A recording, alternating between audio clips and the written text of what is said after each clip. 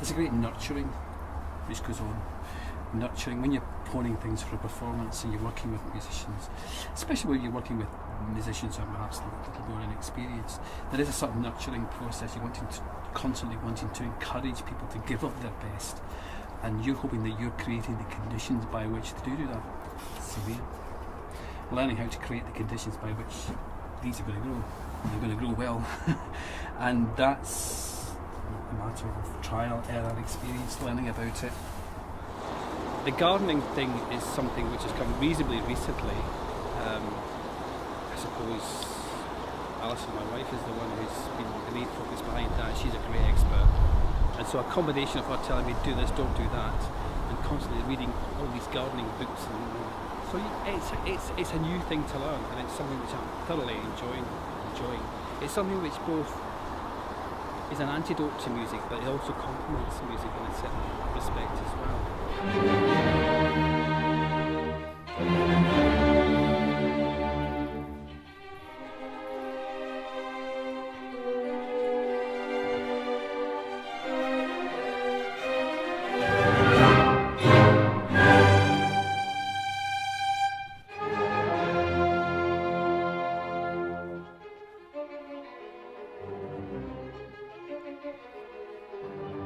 Late.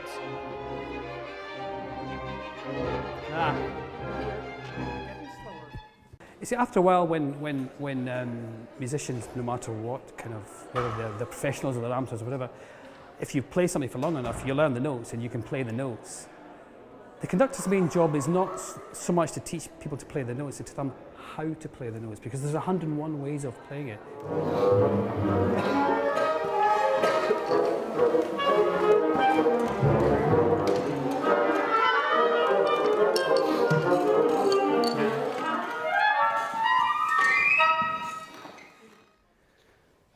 Can we pick this up from, as we're going back a few bars? Yes, 704, 5, 706. 40, piano, piano, piano. It's just placing everything absolutely in the right place. And.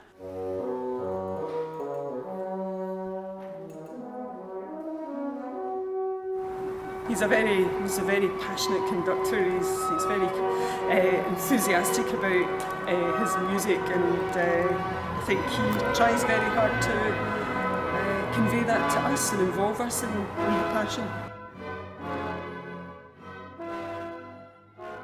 Well, I was born in this area, in Denison in Glasgow, and went to school into St Mungo's Academy, which at that time was a grammar school. Pretty good school. That's where I saw the interest in music started.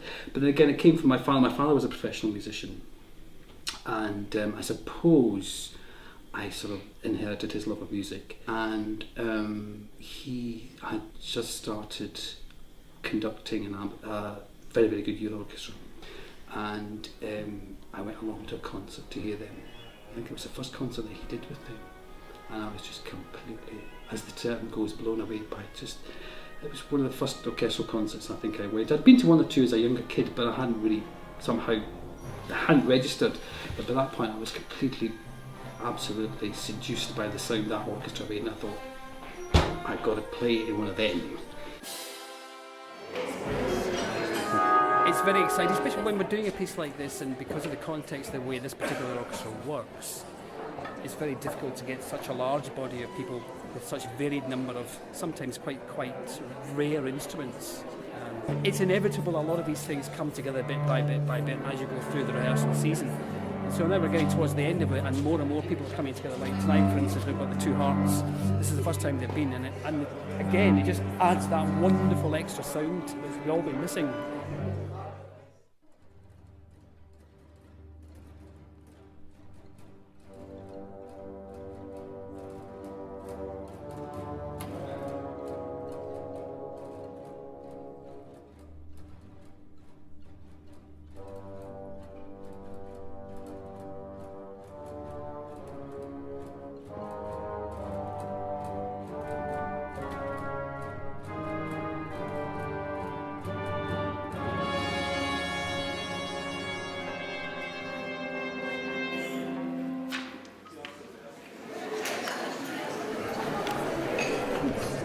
This is the amazing thing about playing.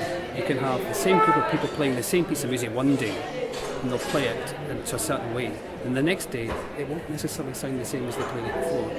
And when we did this on Saturday, they won't mind me saying it was actually better in many ways. Tonight I'm feeling a certain amount of tiredness creeping in, just a little bit, just a little bit.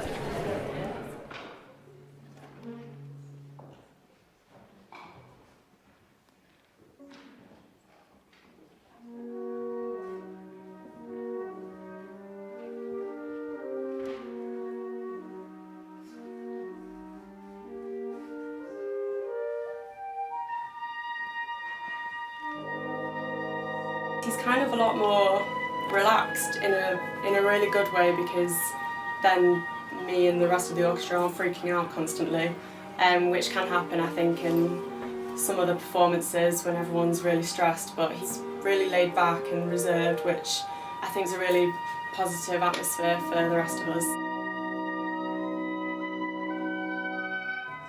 That's fantastic. Lovely. Yeah. Once you get in, we'll be fine. So we'll see you on Sunday. Thank you all very much indeed. Want to start at 2:30 with this. Lovely. Fantastic. Thank you so much. We'll see you then. I have to get on.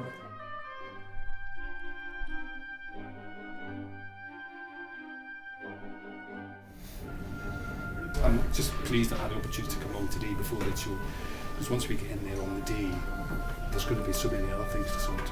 We really need to know how things are going to work.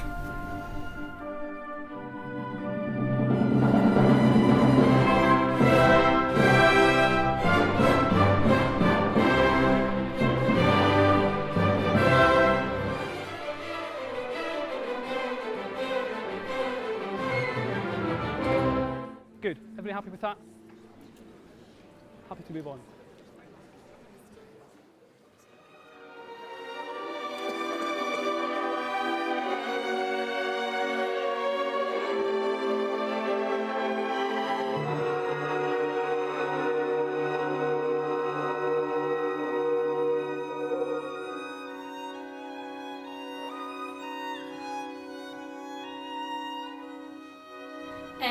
I think there is definitely always a little bit of pressure, because you want to do well for yourself, but then you want to make Marco and the orchestra kind of proud. And I think it also depends quite a lot on the audience, like how big the audience is, and I think one of the most nerve-wracking things is performing in front of your peers and people that you know.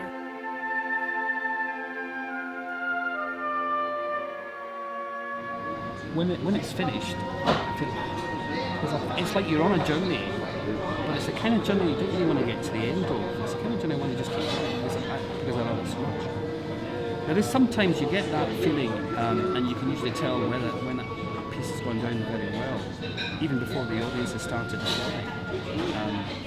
There's a sort of feeling at the end of something, and if there's a thunderous applause, then oh gosh, yeah, it's fantastic. You know it's gone down well.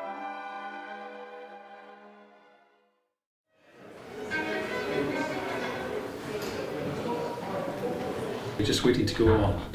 There's about 15 minutes to go, and that's when I start.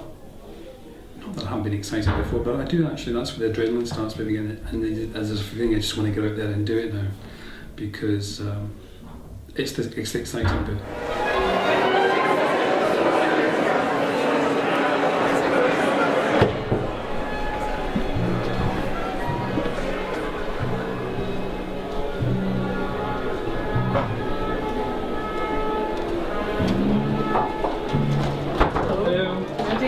Have fun. Thank you.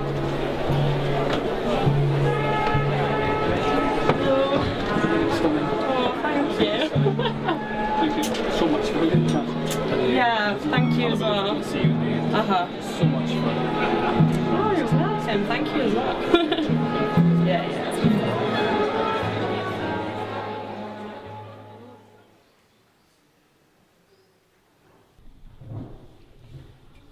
Okay.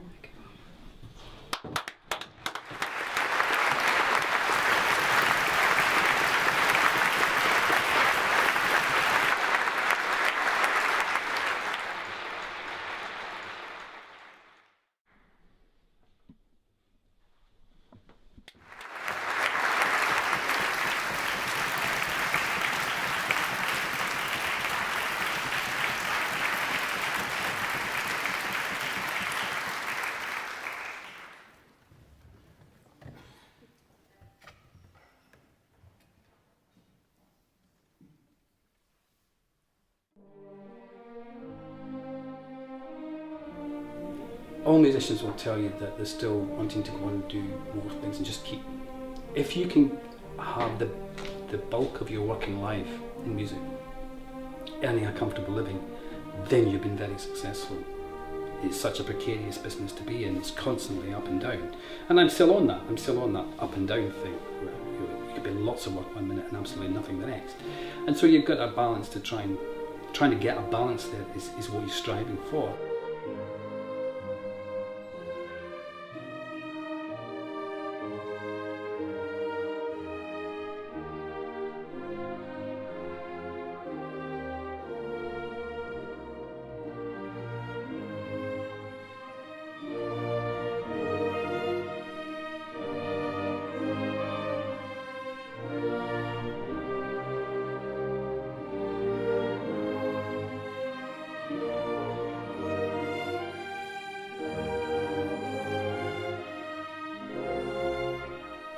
So it's very difficult to say if there's any regret. There's lots of little things, but nothing at the moment, because as I say, as far as I'm concerned, the journey's not yet